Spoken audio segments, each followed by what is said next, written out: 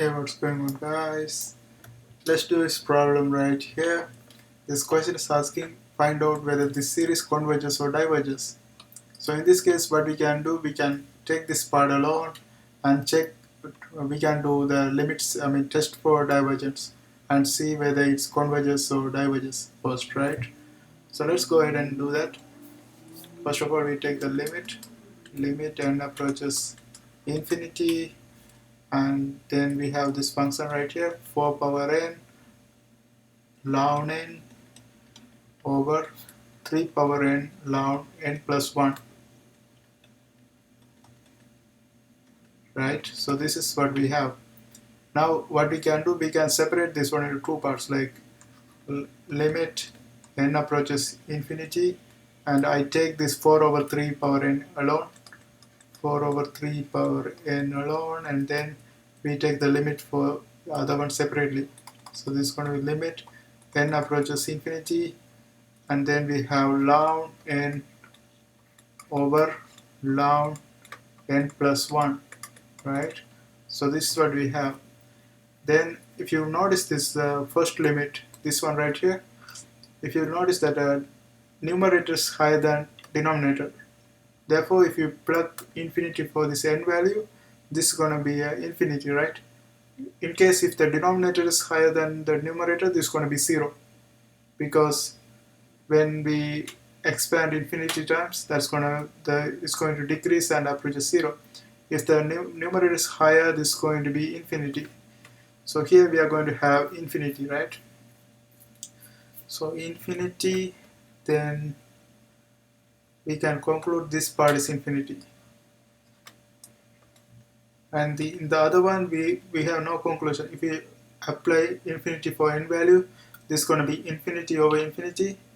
So we don't have any conclusion. So what we can do here, we can, since this is infinity over infinity, we can use L'Hopital rule, right?